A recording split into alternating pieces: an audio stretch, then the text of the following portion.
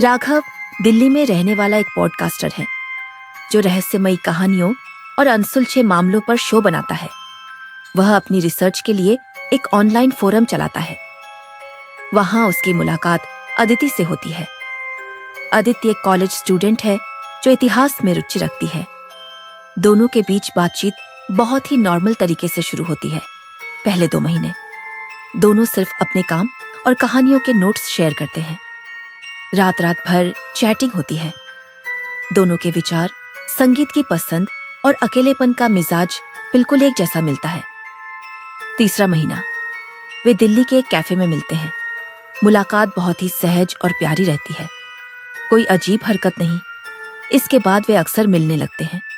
Movie जाना, metro में साथ सफर करना और एक दूसरे के सुख दुख बांटना। 6 महीना राघव अदिति से बेहद प्यार करने लगता है और अदिति भी उसे अपनी जिंदगी का सबसे जरूरी हिस्सा मान लेती है। अदिति की बस एक अजीब आदत थी। वह कभी राघव को अपने घर नहीं ले जाती थी और न ही अपने परिवार से मिलाती थी। वह हमेशा कहती थी, मेरे घर वाले बहुत स्ट्रिक्ट हैं, सही समय आने पर मिलाऊंगी। एक रात अदिति राघव के फ्लैट पर आती है।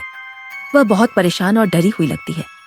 वह राघव से कहती है, राघव, मेरे घर वाले मेरी शादी कहीं और करा रहे हैं। मैं कल सुबह शहर छोड़कर भाग रही हूँ। क्या तुम मेरे साथ चलोगे? राघव तुरंत मान जाता है। अदिति कहती है, ठीक है, मैं सुबह 5 बजे की ट्रेन से निकल रही हूँ। तुम मुझे सीधे रेलवे स्टेशन पर मिलना। वह राघव को गले लगाती है और चली जाती है। अदिति के जाने के बाद राघव पैकिंग करने लगता है। तभी उसके लैपटॉप पर उसके पॉडकास्ट फोरम का एक नोटिफिकेशन आता है। एक यूजर ने एक पुरानी डिलीट हो चुकी न्यूज रिपोर्ट का लिंक भेजा था। राघव उस लिंक को खोलता है। वह रिपोर्ट 6 महीने पुरानी थी, ठीक उसी दिन की जिस दिन राघव और अदिति की ऑनलाइन पहली बातचीत शुरू हुई थी। न्यूज हेडलाइन थी, साइको किलर ने कॉलेज छात्रा अदिति की हत्या कर शव को उसके ही घर के बेसमेंट में छिपाया। राघव के हाथ पैर कांपने लगते हैं। वह अदिति का डेथ सर्टिफिकेट देखता है। उसकी मौत 6 महीने पहले ही हो चुकी थी, लेकिन राघव का दिमाग चिल्लाता है, ये नामुमकिन है। मैंने उसे छुआ है, उसके साथ खाना खाया है। वह भूत कैसे हो सकती है? भूत खाना कैसे खा सकते हैं? तभी राघव के फोन पर अदिति का एक वॉइस नोट आता है। राघव कांपते हाथों से प्ले बटन दबाता है। अदिति के रोने की आवाज आती है, राघव, मुझे माफ कर देना। मैंने तुमसे झूठ बोला कि मेरे घर वाले सख्त हैं। सच ये है कि मेरे पिता ने ही 6 महीने पहले मुझे इस घर के बेसमेंट में बंद करके मार डाला था।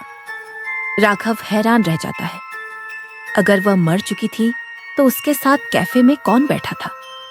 मेट्रो में किसका हाथ पकड़ा था उसने?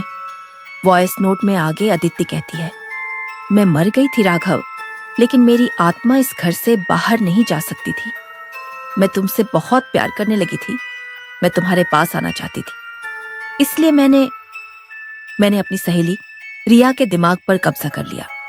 राघव, पिछले 4 महीनों से तुम जिस लड़की से मिल रहे हो, जिसे चूम रहे हो, जिसका हाथ पकड़ रहे हो, वह शरीर रिया का है, लेकिन उसके अंदर आत्मा और भावनाएं मेरी हैं। रिया को खुद नहीं पता कि जब मैं उसके शरीर पर कब्जा करती हूं तो वह क्या करती है। राघव के पैरों तले जमीन खिसक जाती है। वह सोचता है कि उसने एक निर्दोष लड़की रिया के साथ समय बिताया, जिसकी आत्मा को अदिति ने दबा रखा था। वॉइस नोट के अंत में अदिति की आवाज अचानक बदल जाती है। अब वह रो नहीं रही थी, वह अजीब तरीके से हंस रही थी। लेकिन राघव, रिया का शरीर अब मेरा विरोध कर रहा है। वह अंदर से मर रही है। इसलिए आज रात मैं तुम्हारे फ्लैट पर आई थी ताकि मैं देख सकूं कि तुम्हारा शरीर मेरे लिए कितना फिट है। सुबह 5 बजे जब तुम स्टेशन आओगे तो मैं रिया का शरीर वहीं छोड़ दूंगी और हमेशा के लिए तुम्हारे शरीर के अंदर आ जाऊंगी। फिर हम दोनों एक ही शरीर में रहेंगे। रोंगटे खड़े कर देने वाला अंत। राघव डर के मारे अपने कमरे का दरवाजा बंद करने भागता है, लेकिन जैसे ही वह मुड़ता है, वह देखता है कि उसके फ्लैट का मुख्य दरवाजा पहले से ही खुला हुआ है। अंधेरे कोने से रिया, जिसके अंदर अदिति है, धीरे धीरे बाहर आती है। उसकी आंखें पूरी तरह से खाली और बेजान हैं और उसके हाथ में एक चाकू है। वह मुस्कुराते हुए राघव की तरफ बढ़ती है और कहती है, चलो राघव, ट्रेन का समय हो गया है।